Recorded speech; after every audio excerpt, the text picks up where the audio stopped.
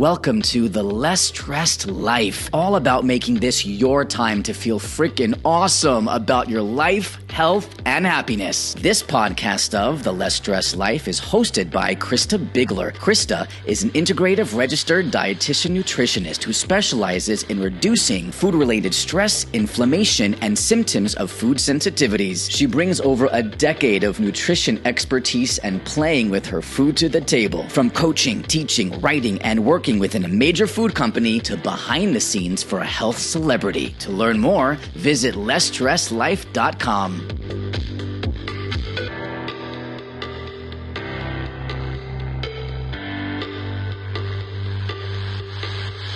All right, today on The Less Stressed Life, I am so excited to bring our very first guest to you, and I will tell you why. Because if I have to think of three things that this episode will mean, it's real, raw, and it will resonate. I know that if this doesn't resonate with you, you're going to be able to think of someone that it does resonate with. And I know there's going to be some piece of it that you're going to need to share with someone else. So I'm really excited to introduce my sister-in-law.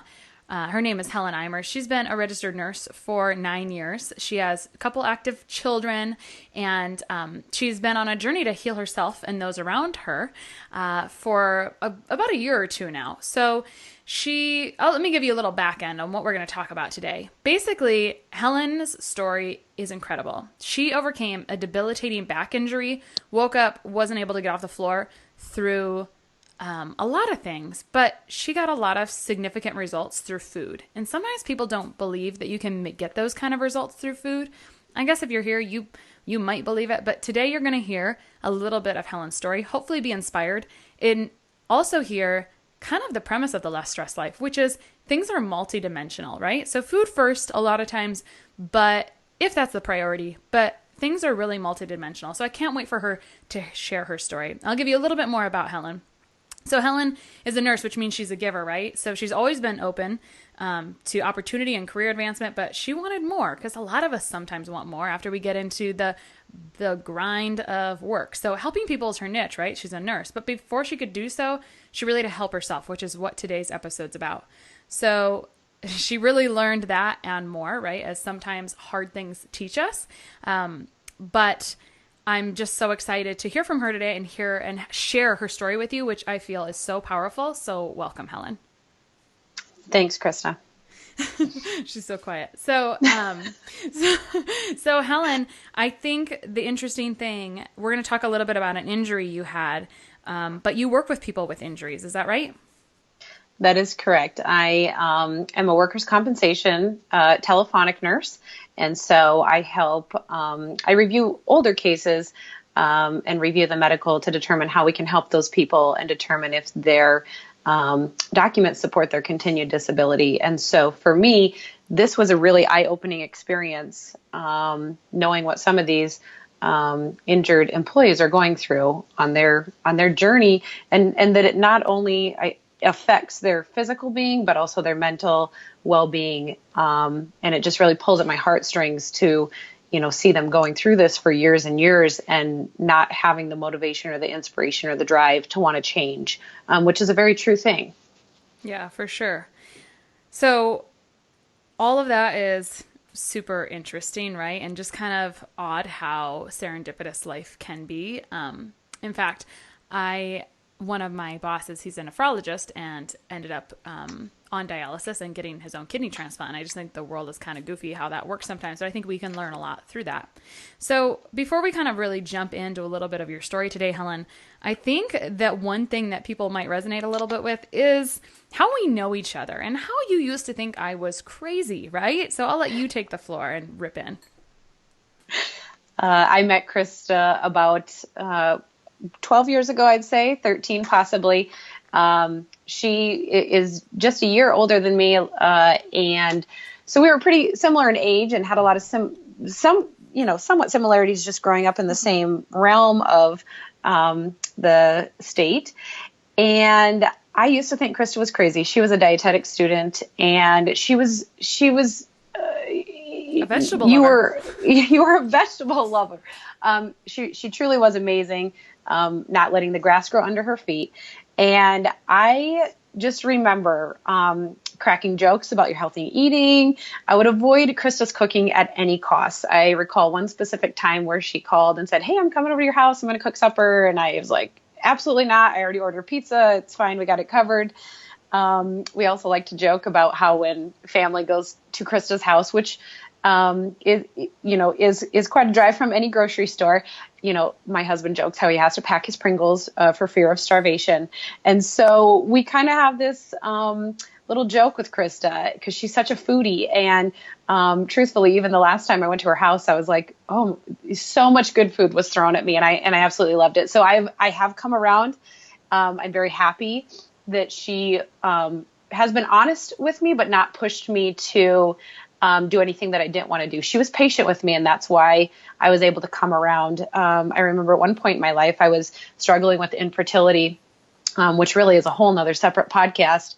But she kind of mentioned, honestly, that your diet may have something to do with that. And of course, I was angry at that time, and I thought she was a quack job. And, in the end, I was just mad at myself for not being open to suggestions like that. So, I used to very much talk badly about your ways of life, and now my husband says you act just like my sister, and I'm so proud of that. So thanks, Krista, for sticking to it, and again, in a non-judgmental way of sharing information. Oh, you are so sweet. And I just want to mention, yes, no one's ever starved coming to my house. I actually really do enjoy cooking for people. But on a second note, with infertility, which is a separate podcast and definitely could pull on some heartstrings because it's really becoming very common, right? It's becoming a very common thing. And as you know, I do some contract work for Chalene Johnson, who, if no one knows who that is, but basically the contract work I'm doing with her has to do with another type of anti-inflammatory diet, which is what our topic is today. And yesterday I was reading some comments and I screenshotted one. It was pretty cool. It was a woman who's been on this journey of kind of reducing the inflammation in her diet and kind of healing and doing some nutrition and things. And she went to...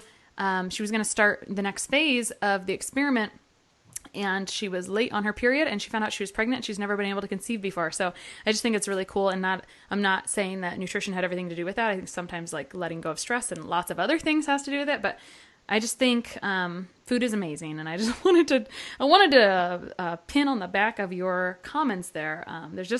It's about being open to possibilities and making sure because that's like what being sort of holistic with a W is looking at the whole picture, right? So today I'm excited for you to tell us about your whole picture and really talk a little bit about nutrition. So life is all great, right? We're both doing a little bit of health coaching. Let's go through a little bit of timeline of how we want to talk about your story. So everything was going great. You, actually, I want you to tell me how you kind of got into health coaching with me and started really becoming an ambassador for health on your own, and what things were looking like before you got injured.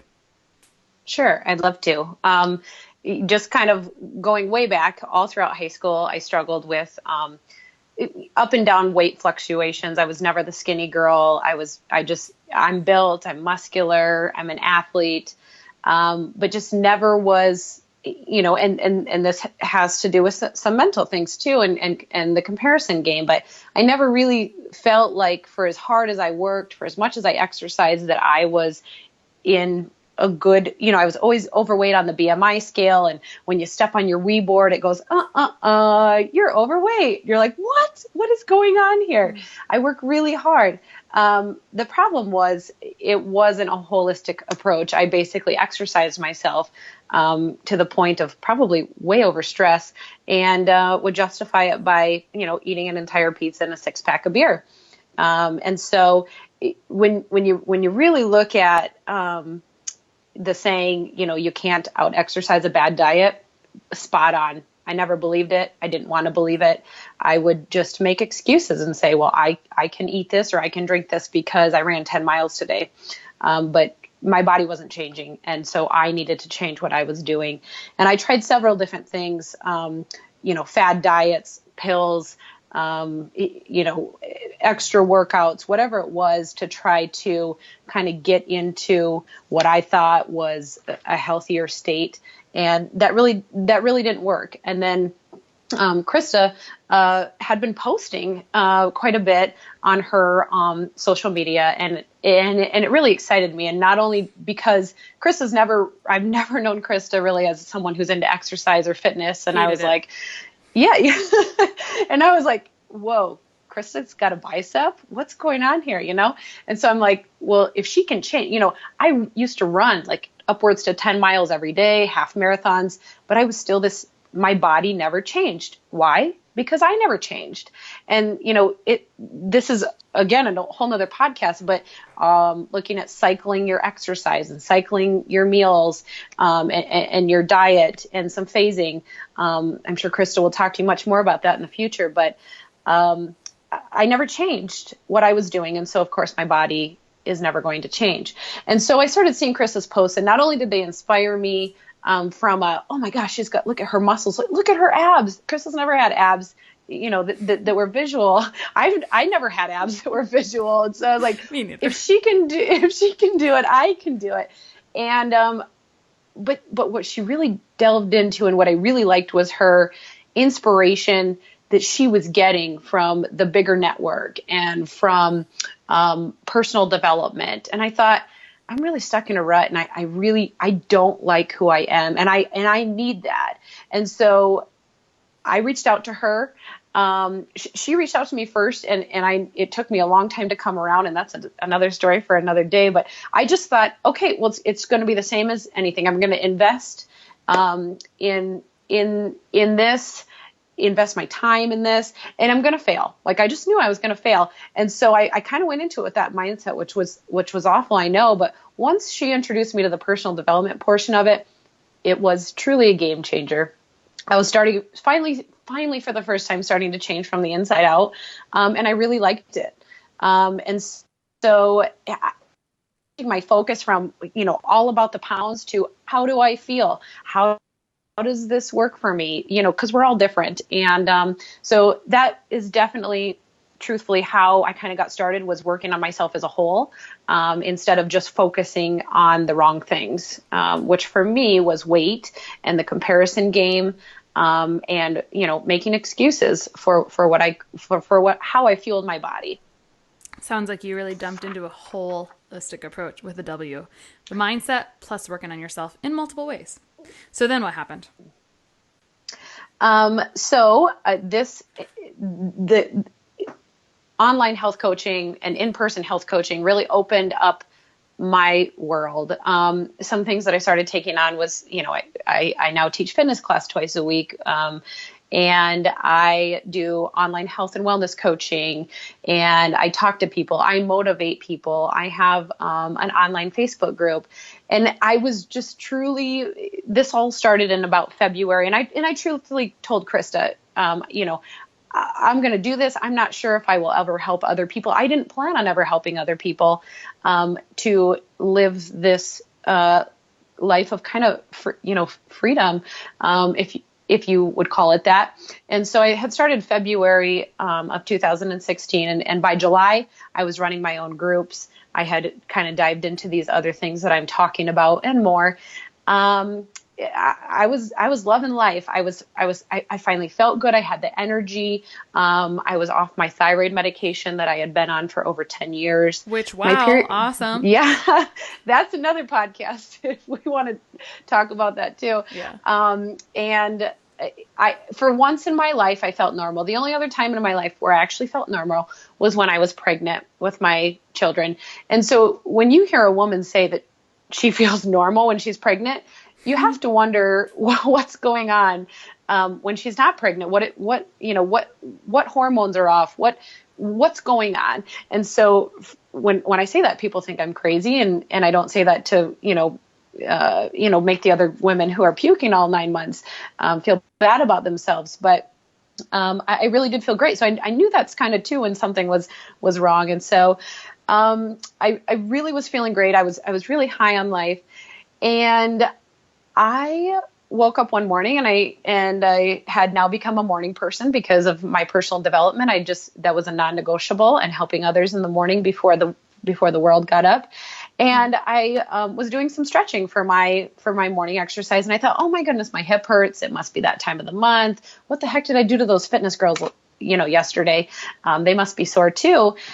Throughout the day, I started, feeling nauseous.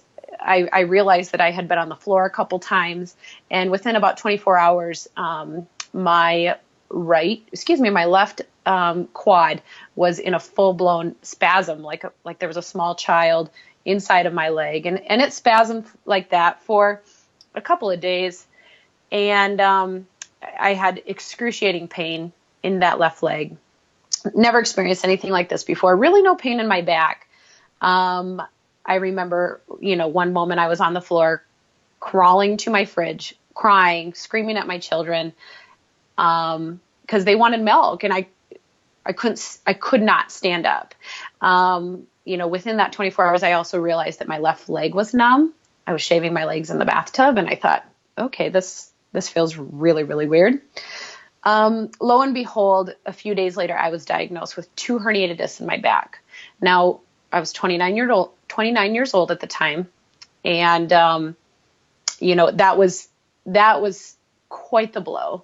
Why now? I had started these new exercises. I had changed my exercise to something I actually loved, instead of, I got to get my miles in. That's the only way I'm going to lose weight, which never worked. Why did I keep doing that? And so luckily I'd started this new approach. I had gotten into yoga. I'd gotten into more stretching. I'd gotten into more low impact cardio, which really changed my overall health. Nevertheless, when I was in the doctor's office and the doctor told me you can never run again, that's quite the moment for someone who used to run 10 miles a day and who felt that, that's a pretty freeing time when you're out exercising and running. So nevertheless, I had fallen, my leg was so weak that I had fallen. I really lost all muscle in that left quad. I recall being at the doctor's office, sitting on the floor because I couldn't sit in a chair, as all these 90-year-old patients were sitting in the chairs looking at me like I was insane. I was on crutches. I was debilitated, and it wasn't a good feeling. I felt helpless. I felt beat down. I was scared. I cried. I screamed. I didn't know what to do. And then, when reality kind of continued to hit, I was like, okay, I think that I have been being prepared for this over the last 9 months of starting on this journey of a better me. And I realized that I can, I have 2 choices. I can lay down and do nothing and see where this takes me, or I can take initiative, take the bull by the horns, per se, and see what I can do about this. I went to 2 chiropractors who I probably shouldn't have gone to. I highly recommend, if you ever have a back injury or any numbness, pain, spasming in your leg, and you feel that it's stemming from your back, that you are very careful about the providers you choose to see and the providers that adjust you. I saw a neurologist who told me there was absolutely nothing he could do for me except surgery. I needed to get into surgery right away, and that I have an awful back. I, even as a nurse, was an advocate and said, what could I do? Therapy? What could I do? And at this point, I was in the doctor's office. I couldn't sit up. I couldn't walk. I had crutches, and he wouldn't let me leave. I did end up getting a back injection that day. And my husband, after that injection, my husband said, oh my gosh, for the first time in 2 weeks, I can tell that you're not in pain, because my face was just, it was awful. If any of you have ever had a back injury or a herniated disc, you know what I was going through. And so I got a second opinion. I saw another orthopedic provider, and he said, you need surgery. Okay, what are my other options? Well, you can do physical therapy. Okay. The pain was so bad that I was on the surgery schedule probably about 3 times during this whole kind of situation. And through Facebook, I was reaching out to everyone. What do I do? Even as a nurse, what are my options? I'm Googling, which I don't always feel is you don't always feel is the best source. I used to work in the ER, and I'd have these patients call and say, Dr. Phil said that I have this condition, and I'm like, oh Lordy, So nevertheless, I was Googling and I was Facebooking, and I had already been sharing my health and fitness journey on Facebook. And so people were following me, and they knew, and they could see the pain that I was going through. And I was trying to stay positive. I was trying to, still say, there's light at the end of the tunnel. I don't know what it is yet, but I'm going to find it. And so Facebook connections and conversations, and I knew people who had had surgery, and people were reaching out to me, and I was asking questions. I was literally doing as much research as I can. Where are the laser institutes that I can go to? Because I hear that surgery is better. And having conversations with my work. I work from home, and I work at a desk and remotely. And I was on the floor on a yoga mat. I couldn't even do that. It was very debilitating. And so I researched and I talked and I made connections, and what do I do?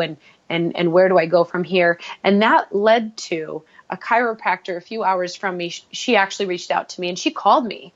And I was actually at a chiropractor's office, a different chiropractor. And she said, where are you at? And I said, I'm at the chiropractor's office. And she's like, what are they going to do to you? And I said, I don't know yet. I haven't gone in. And she said, do not let them do this to you.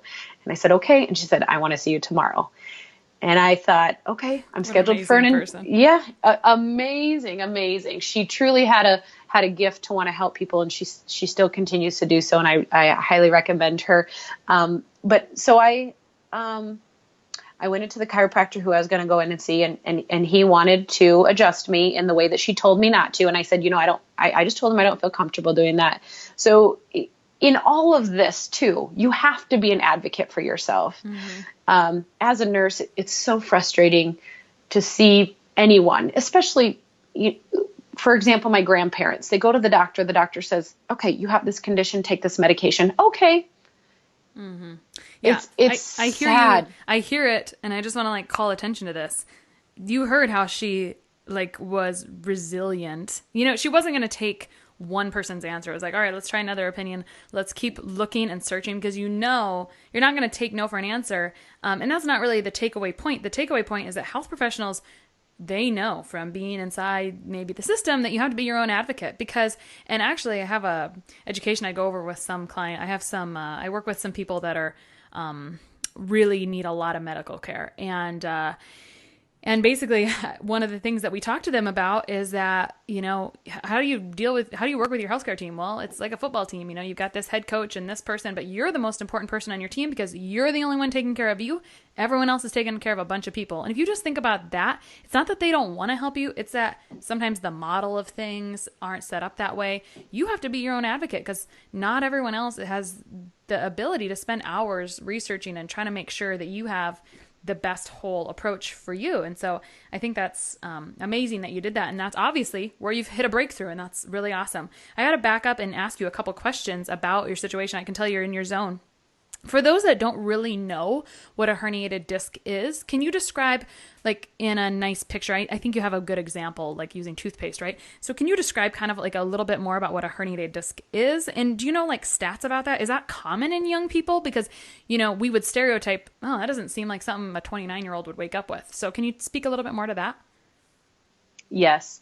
So a herniated disc, if you can picture your spine and you've got vertebrae, or vertebra, however you want to say it, in your spine, and they're little bony structures. In between those is a little gel cushion, and so we've got these shocks in our spinal, in our spine there.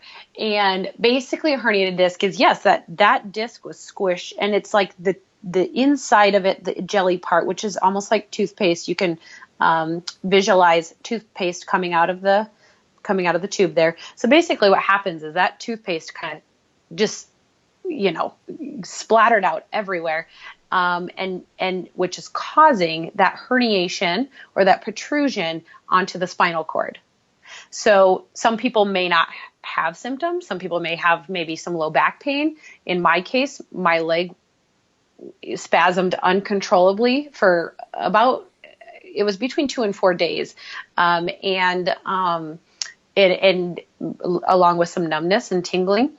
And so there can be lots of different symptoms that go along with that. But in a nutshell, that's what it is. So I have 2 discs, and most of the times on your x-ray, you can see, if you take an x-ray of your spine, you can see the discs, and they're a nice kind of like whitish color.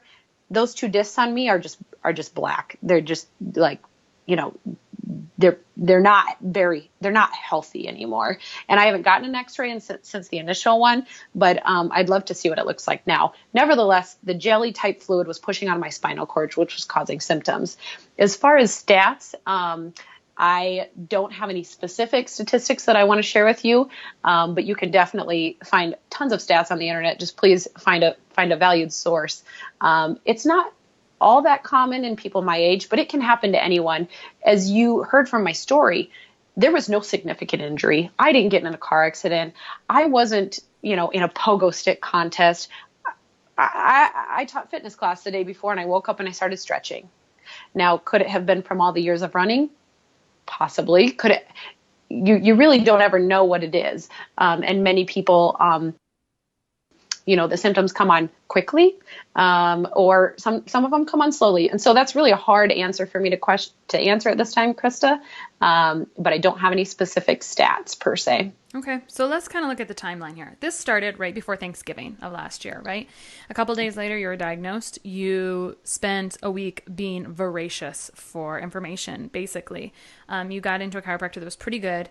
Or great actually, that you really recommend. And that really helped the situation. I think there was some other things you were doing to cope besides, looking at other people. I think you were doing, like you said, the personal development, was a big piece of that. Is that right? Correct. Personal development can come in many, many forms. Whether that's, truthfully, talking to a friend or a counselor or something, and just getting it all out there, journaling, reading scripture.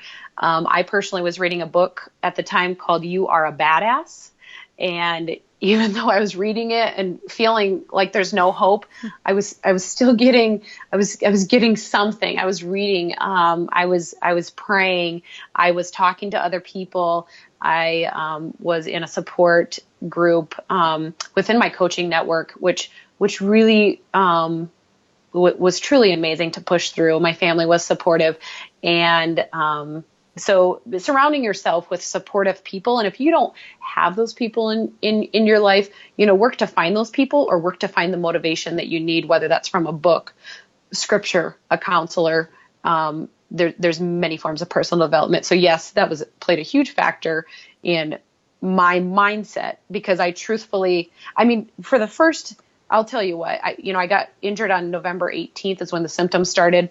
And probably for about a week, I think I ate pizza every day. I couldn't get off the couch to cook. So whatever anyone could bring me was what they brought me. And when you have a husband who's trying to take care of me and a 3 and a 5-year-old, pizza's fine. Whatever you got to do. Yeah.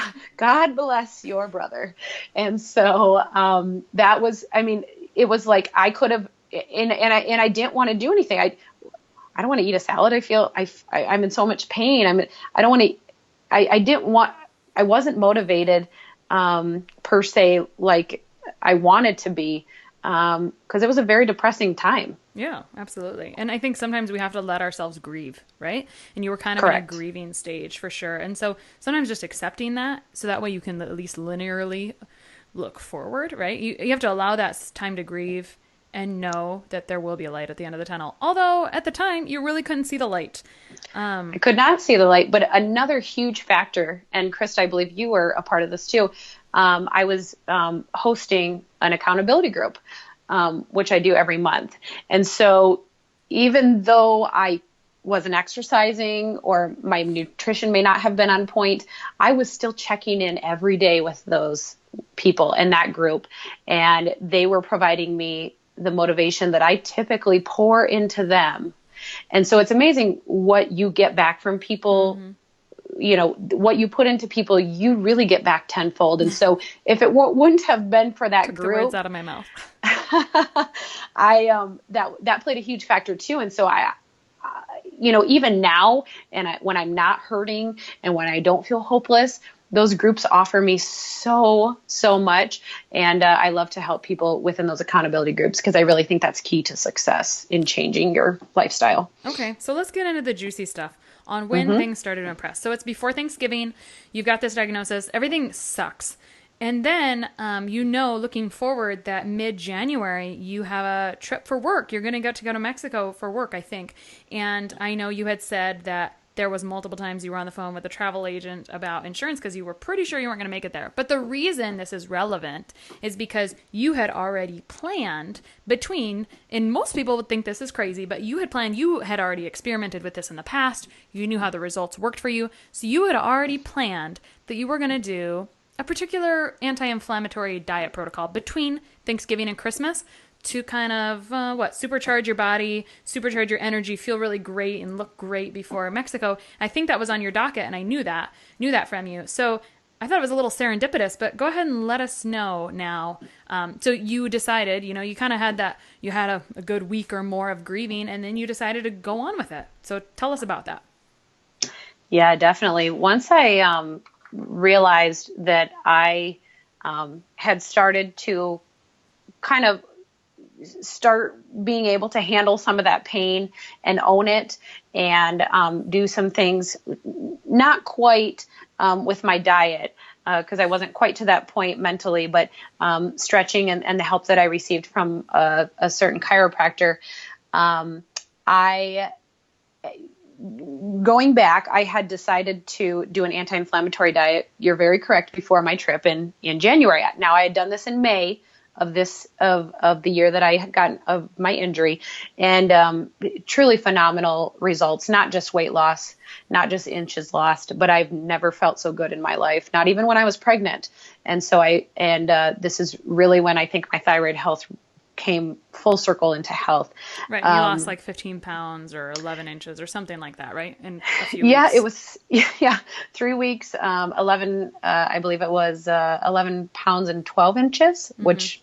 And let's just be clear about that. So normally we wouldn't expect or want weight loss necessarily that fast, but when we're talking about inflammation, that makes us hold on to water. So a lot of times when you're anti-inflaming per se, you're dropping water weight and inflammation is going down, you're putting out the fire, and so you naturally drop weight. So I just want to clarify for our listeners, because some people might not know what an anti-inflammatory diet can be. Now, it can come in many different versions.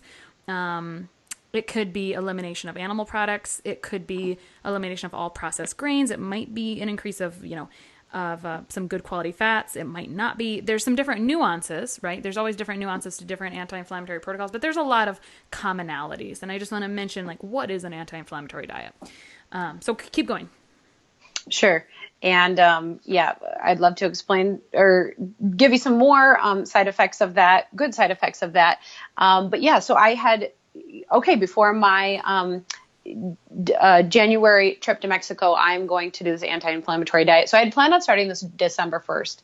Now, of course, my injury was November 18th. And once I realized that I was going to make it through without having to have surgery, I thought, what am I waiting for? Why the light bulb came on, and I'm like, I was going to do this anyway. I need to do this. And truthfully, as a nurse, I don't think I've ever been in a room with a doctor that has said, cut out sugar and, eat more fruits and vegetables.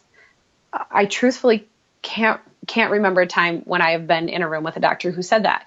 And the chiropractor who helped me so very much, she said, okay, before I left, she's like, okay, cut out sugar and, eat lots of fruits and vegetables. And I was like, duh. Oh my gosh. What? You're when you're so in the zone and you just can't see, like I said, the light at the end of the tunnel, you're all that's your focus is all you can handle at that moment. And I thought, okay, I'm going to start it. I'm going to start my anti-inflammatory diet. That makes the most sense. So I started it. And within 7 days, I had absolutely no pain. Which, let's just let that sink in, because that is bonkers. Like, I mean, if you can go from not being able to get off the floor, like let's just remember that like a week or two, maybe not even 2 weeks. I don't think it was. I'm not sure. Right before that, you were crawling to the fridge crying because you couldn't get your children milk. And I mean, some people deal with this for a very long time, but like just the fact that you were able to do that much in that short amount of time is freaking incredible. And I just need people to let that sit in. Okay, go ahead. Yeah, totally incredible. And the other caveat too is when I was researching, and I'm still, okay, so at this point I'm still talking to people, you know, which doctor did you go to? You need to go see this guy. I've got this pain cream. I get these injections. I get these ablations. I've dealt with this pain for, 3 years. I was like, really? You've dealt with that pain for 3 years? I don't know about you, but I don't want to live a life like this. I want to live a life on my terms, which means no pain and being able to function and care for myself and my children. And so I just took the first step and I started, and it was truly eye-opening. So along with the anti-inflammatory diet, I took the recommendations from the chiropractor. I stretched or did yoga, which, I mean, even basic yoga, you guys, I couldn't do. This is how I was that weak. I couldn't do it. My left thigh was so, it was floppy. And there's, I'll explain where I'm at right now later in the show. But it took me a long time. I mean, from someone who was teaching high impact cardio 2 weeks before to this, it was pretty eye opening. And so I made a commitment. I need to do yoga or stretching for 30 to 90 minutes a day. Now that seems insane. Those are longer workouts than I've ever done typically in my life. But I would get up in the morning, I'd do 30 minutes. Over lunch, I'd do 30 minutes, and in the evening. And so when you break it down into smaller pieces, it makes things more manageable. And that's with anything in life. If you feel overwhelmed with meal prepping for an entire week, meal prep for a day. If you feel overwhelmed with working out for an hour a day, work out for 5 minutes. Start somewhere. And so that's what I did, is I started somewhere. And so, food really is fuel. The anti-inflammatory protocol that I followed specifically was the one that I had done earlier in the year. And the first week, would you like me to go into kind of what that entails, Krista? Go ahead. So the first week I start cutting out some animal proteins and replacing that. Really more the final goal of the program or the program that I followed was fruits and vegetables, healthy fats, and cutting out all sugar, all processed foods. And let me tell you, the results for me are amazing. Not only did I have again, another weight loss of 8 pounds. I lost 10.4 inches. I was probably weighed less than I had. I weighed the same amount that I did. I think it was 6th grade was the last time I weighed this amount. So if you can fathom that my whole high school, I don't know, early 20s career or lifestyle had been that of being overweight or obese on a chart. Even though, I thought I was in good shape, I really wasn't. Less bloating. I was more focused. I had more energy. My husband said to me at one point, I don't know what drug you're on, but just stay on it. Like, just, you're in a good mood, you're focused, you're like getting up, you're not angry in the morning. It's truly amazing. I was craving good food. When you don't eat the sugar and you cut that out, which I know it is hard to do in those first few days. But once you get past that point, you start to crave good food. You start to crave healthy carbs, fruits, veggies. My skin was smooth. It was tight. I didn't have acne for the first time in my life. My pores are smaller. Again, I had absolutely no pain in my leg and hip. And when I started the reset, I could not stand for more than 2 minutes. I would be in the grocery store, leaning over on the cart or on my crutches, and I would have to stop probably about after one aisle, and I would have to drop to one knee and sit on the floor. No lie. And that's what I had to do. People thought I was crazy. I could not stand for more than 2 minutes at a time. Good thing you'd already worked on your personal side and you had enough confidence where you're like, you know what? I got to do what I got to do, guys. It is what it is. Let me so go ahead. interesting. I was just going to mention really quick. You talked about craving good for you foods, I think. And you Yeah. were talking about, and early, I think you mentioned, you have to let yourself grieve and you just kind of eat whatever stuff. And I just wanted to mention, so this is kind of interesting. After 3 days of changing your diet, they've done studies and your microbiome changes. Now, why this is relevant is because some different bacteria makes us more predisposed to crave junk food, and some bacteria makes us more predisposed to crave like healthy food. So once you've changed your diet and you've started generating more healthy, the right types of bacteria, it's not crazy to think, oh, I could never eat that. Like, oh, I could never crave a kale salad or whatever. Like, let's not get too stereotypical, because I think the other piece, I know that about the anti-inflammatory protocol you followed. I've tried it as well with awesome results. Obviously there's different ways to do anti-inflammatory diets because every food for different people react to differently. But my point is that it's really nice when you get like a nice step-by-step plan, right? Because it can be a little complicated. But my point is that I think some people are like, oh, that's nice for you to say, because I couldn't do that. No, actually you can. You just have to start. And then it gets easier. Everything is hardest when you first start. And like, it's the science, right? I mean, like literally your bacteria are against you when you're doing kind of standard American diet pretty much, which is heavy in acidic foods and things. But yeah, I just want to mention that like, yeah, there's science behind that on why you crave healthy food after a while, right? It's like a breakthrough. It's like breaking a barrier, and you kind of already hit that on the head. You're like, yeah, I know it's really hard to do those first few days, and then magic starts to happen. So tell us a little bit more. I know the really cool thing about you doing this protocol and experimenting with this anti-inflammatory diet is that you kept such a detailed diary that I literally I cried the first time I read your first one. It was just so amazing. I was funny because you said, no wonder you lose weight on this diet. All I did was prepare food the first time. It was hilarious. So I know you have some other things there. I know you talk about like your skin being smooth. So I'll let you kind of relish again in the beauty of how that went for you. Yeah. And I think, sometimes I love Krista, how my other friends and people within my network and who I help coach, they remind me how far I've come. Kind of a caveat is sometimes we forget, where we come. I really can't, it's kind of like being in labor with your children. You kind of forget that pain. Mm-hmm. And so to remember how far you've come and how inspiring that is and how it is possible for anyone. And I did keep a detailed diary, and that's why I'm able to remember that. And so I think tracking your progress is also a huge factor in, really anything that you do. And sometimes I'm not always good at it. Sometimes I'm better.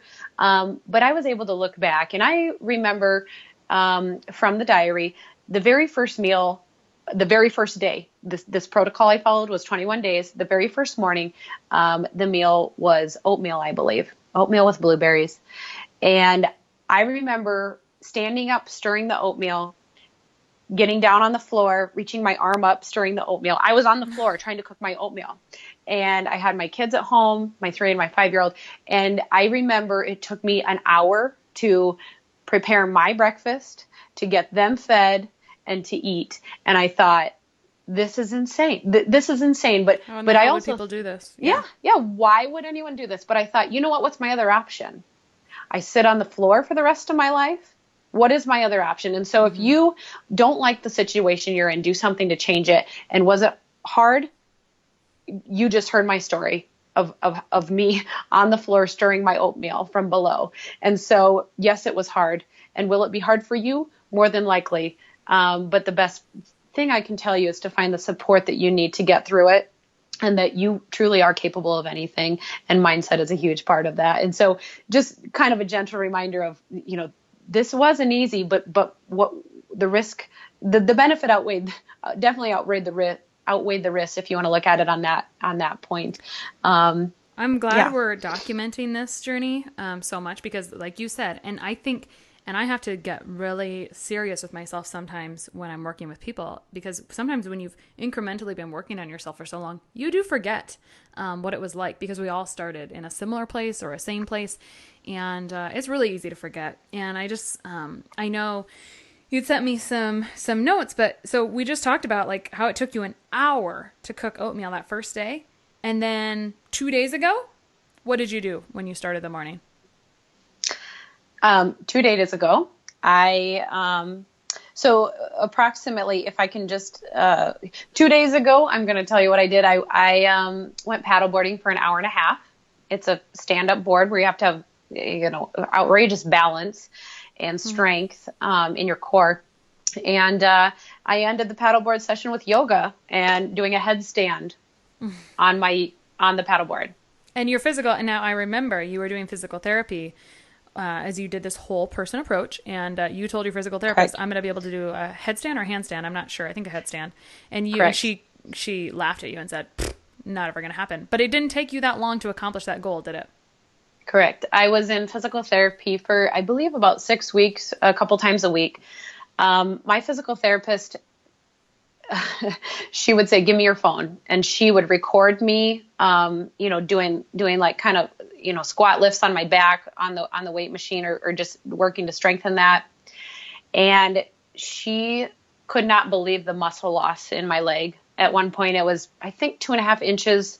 My left thigh was 2.5 inches smaller than my right thigh. And so I truly lost pretty much all muscle in that leg. And so to balance, to squat, to do that. And she would video me, she would take pictures, and I can't believe it. And so when she had asked me what my goals were, like a good physical therapist does, I said, well, by the end of physical therapy, I'm going to do a headstand, which, as you know, takes a lot of core strength, which is, it's all connected right there to your back. I don't even know if I can do a headstand. I've seen you do it, Krista. You told me you couldn't, but yeah, you totally did it. Sometimes you don't know what you're capable of until you try, and Krista proved to that point. And so she laughed, and I did it in her office right before I went to Mexico. And when I was in Mexico, you better believe that I was doing headstands out on the pier and getting some good photo ops there. So it was truly amazing. And the crazy part is when I went to Mexico, I had just gotten done with physical therapy. My left thigh was still floppy, flabby. And it was still, I think, about 1.5 or 2 inches smaller than the right one. But I rehabbed so much while I was there by being active and not just saying, oh, I have a leg injury, I'm going to sit on the beach all day. I played sand volleyball. I played tennis. I went for bike rides. I went hiking. It was truly amazing what I was capable of doing just 2 months after my injury. That is so crazy. Yes. And when I returned to my orthopedic doctor, I remember going back to him for a follow-up, and I'm sitting in a chair in the waiting room because I can sit in a chair now. I don't have to sit on the floor. And I went into him, and he was amazed. He said, what did you do? And I said, I did physical therapy. I did yoga and stretching, and I cut out all sugar. And he just looked at me and smiled. And he said, I have a son that's diabetic, and I commend you. I know what that can do to your bodies. And I just encouraged him to speak to his patients in that way. And he said to me, nobody listens to me. Mm-hmm. Nobody. If you had a doctor, truthfully, truthful raise of hands to you out there. We can't see what your answer is. But if you had a doctor that said to you, cut out all sugar and you will feel better, your pain will be much better, would you do it? And be honest with yourself. When my chiropractor told me that, I was in, the big city. Guess what I did after she first told me that? I went out to the pub and I had some cheese balls, and I don't know, I might have even had a beer. I still wasn't in the mindset until I decided I can't live like this anymore, and I'm not going to. And not that it would be a lifelong thing, but hearing stories of people, oh, my back hurt for 6 months, or mine still hurts and it's 10 years down the road. I'm sorry, but I'm not living like this, and you can choose not to either. And that was just, pretty eye-opening that the doctor had said, nobody's going to listen to me when you're pretty rare that you listen. I think that's incredible that he told you that. I used to love following the doctor around sometimes on rounds, because it's funny, I went over the same laboratory values that he was going over, but sometimes when the doctor would say, talk to the dietitian about X, Y, Z, then suddenly the patient sat up in their chair a little bit more. And, honestly, the whole reason that doctors and maybe your healthcare practitioners don't take the time to tell you these things is because it hasn't been well received sometimes, and they just start to get frustrated and jaded. And I know that's where I was before I started changing myself and then became inspired and kind of surrounded myself with the right people, right? Because you're the sum of the people you spend your time with, until I started helping others and really reignited my fire, because I was like a go-getter in the health and wellness sphere, and I was just becoming exhausted because my clients could make leaps and bounds. Like, they have stuff that's easy to make leaps and bounds with, but at the time they weren't doing that. And so it was really tough. And that's why I went into private practice, because then I was finally able to work with people that were looking for the type of things I could help them with. So I think that's admirable for your doctor to say. And it's a good reminder for our listeners.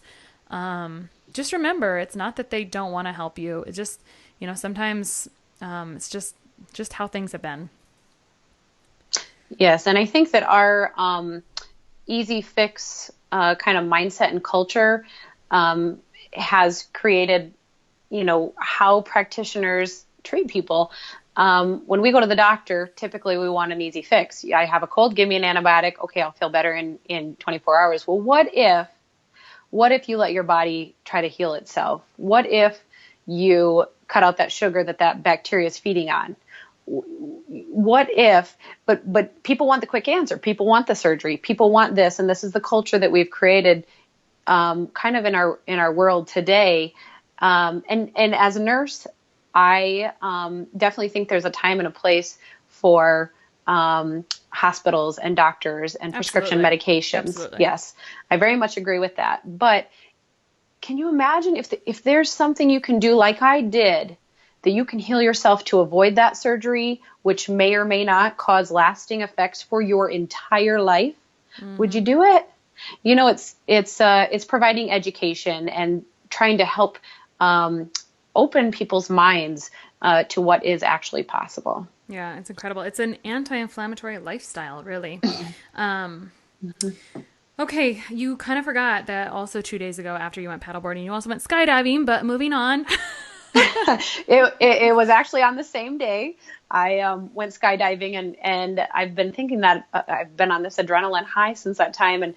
And I just think 7 months ago, I couldn't walk. And that day I flew. And when you think about the things that you would have missed out on because you didn't take the initiative to do something about your health and this one life that we have to live, it really puts things into perspective. Mm-hmm. Yeah. It's just, all I can say is it's going to be hard to follow this podcast with the next guest. That's all I know. So, okay. So let's say someone who is listening is getting one of those things, right? They're relating, this really resonates with them. They love this real and rawness. Let's say they're going through a similar situation, or they know someone that really needs to hear this. Like, what's your takeaway? What's your gut reaction on what they could do today to start down that healing path like you've been on? The first thing I would say is definitely educate yourself, and not just on Google. Find trusted resources, mm-hmm. Talk to people, find resources. Don't take no or yes for an answer. Don't get a second opinion. Be cynical. Pull in. What's that? Be cynical and discriminating. That's correct. This is your health. This is your life. This is your back. This is your leg. This is your heart. Whatever ailments you're suffering with, whether even if that's a mental, psychosocial aspect, this is you, and you need the help that's best for you, which may not be what's best for me or best for Krista. Ask questions, be inquisitive, and be an advocate for yourself. That's amazing. This episode really embodies what the less stressed life is, because as you know, that wasn't my first choice for a topic name, but you can't this isn't just a health show. It's like all the things, right? We have to talk about, you mentioned at one point, this was mind, body, and soul healing. Might sound cheesy, but it's legit, because if your mind's not in the right place, that's where things start, right? So, I thank you very much, Helen, for everything you shared with us today. This episode is gold. I know you'll be able to refer back to it often, and I know it's going to be a great reminder of how far you've come just this year. Maybe we'll do a reunion show next year about this same topic, or we'll touch on some of these other things. But I appreciate you so much as a family member, and I just love how open and raw and real you are. I could tell as soon as you moved into your story that you were in your zone, and I appreciate you sharing it with our listeners. So if people want to connect to you, how can they find you? You can definitely find me on Facebook, Helen Eimers. Last name is Eimers. I also have a free Facebook page group that's open to anyone, and it offers inspiration, motivation. It's a safe place for people to share things, and that's called Be Better Than You Were Yesterday, because I really think that's important in life. I've made many mistakes in my life, but I can't go back on that, and so I work to be better than I was yesterday, and I help people to do the same. You can also find me at bit.ly/Helen Eimers, HelenEimers.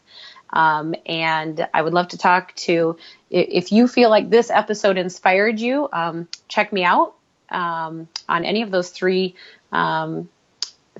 sources there. And I'd love to answer any questions that you have, or get in touch about how you too can heal your body from the inside out. And if you're driving, it's like Elmer's, but the I instead of the L. And don't call us Elmer's, because we don't like that. It's not very cool. So, okay, Helen, I can't wait to hear the comments from people that are going to come. I really hope that if this episode touched you, you will leave a review in iTunes.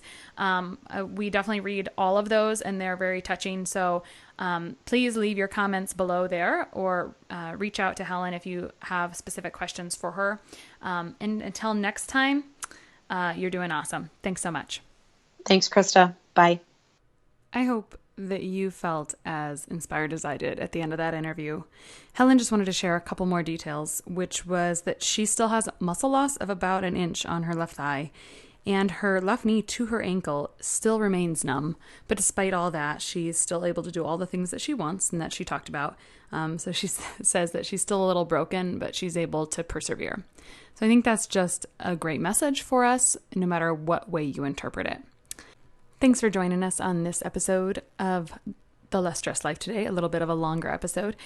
I hope that you'll join us for future episodes by going up above and clicking subscribe. And I would love if you could write us a review and let us know how we're doing so far. And I look forward to seeing you at the next episode, which is all about how my friend Mac overcame a chronic condition by really releasing all the stress in his life. So I'll see you guys back here in a couple weeks. If you have any questions you want me to answer on the future episodes of The Less Stressed Life, feel free to email those to me, hello@lessstressedlife.com, or visit me at lessstressedlife.com. See you soon.